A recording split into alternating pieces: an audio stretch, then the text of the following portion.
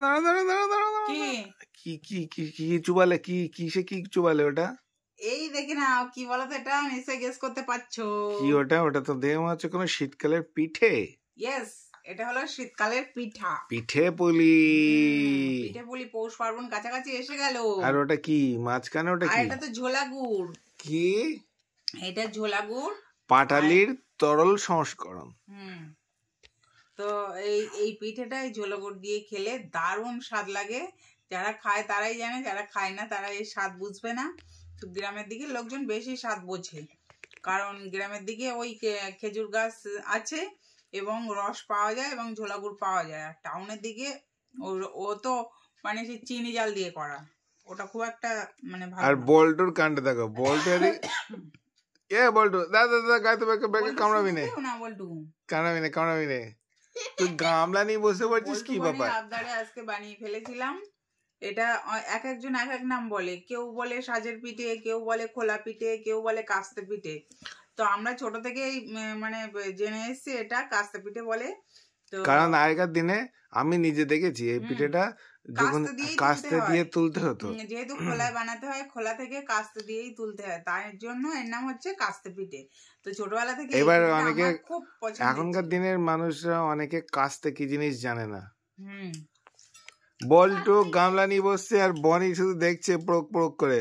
বনি তুই কি শুধু খাবি না ওই কি বললে? মিষ্টি কম, আমি খাবো না। ওই কি বললে ওটা কি? কোনটা মিষ্টি কম? ওইটা মিষ্টি কম।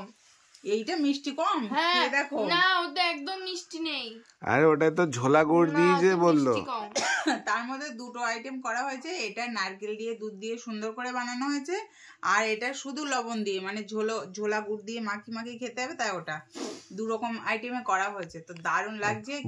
বল্টুর কাছে কোন সংস্করণটা আছে? কে কি কি পিঠে বানালে কমেন্টসে জানিও, আমরা টুকটাক বানাতে শুরু করে দিয়েছি। আচ্ছা বল্টুরটা মনে হচ্ছে একটু মিষ্টি।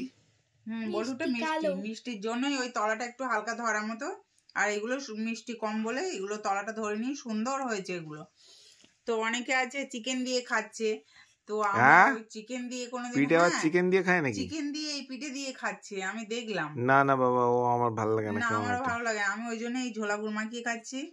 তো অনেকের বাড়িতেই পিঠে পুলি পার্বণ শুরু হয়ে গেছে, মানে ঠান্ডাটা জাগিয়ে না পড়লে না পিঠে পুলি ঠিক ভালো লাগে। যথেষ্ট পড়েছে, যথেষ্ট ঠান্ডা পড়েছে। ডিসেম্বর মাসে তো একেবারে ঠান্ডা ছিল না, জানুয়ারি পড়তেই কাঁপানো ঠান্ডা। আজকে তো ভালোই ঠান্ডা। সত্যি কথা বলতে আমি আজকে স্নান করতে পারিনি ঠান্ডার জন্য, তাই বানিয়ে ফেললাম। বনি হাত তুলছে কেন?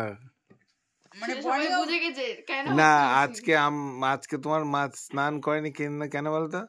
সারা দুপুরে এই পিঠে বানাতে বানাতে তোমার মা আর সন্ধ্যা হয়ে গেছে, সন্ধ্যের পরে স্নান করতে যাবে বলছিল, কিন্তু আমি বারণ করেছি সন্ধ্যাবেলায় স্নান করলে ঠান্ডা লেগে যাবে। আমরা মাকে হেল্প করছিলাম। হ্যাঁ আমরাও মাকে হেল্প করছিলাম। তো এই পিঠেটা কার কার ভালো লাগে অবশ্যই জানিও, আমার সেই লাগে খেতে, সুন্দর লাগে। আমি দারুন। বল্টু খেয়ে নাও তাহলে। বল্টুর হাতে যেটা আছে এটা হচ্ছে। বল্টু কি করছিস? দেখো মুখের মধ্যে আস্ত একটা পড়ে দিচ্ছে, খেতে পারবা তুমি? ছোট ছোট করে কামড়ে খাও, কামড়ি কামড়ি খাও আস্তে আস্তে।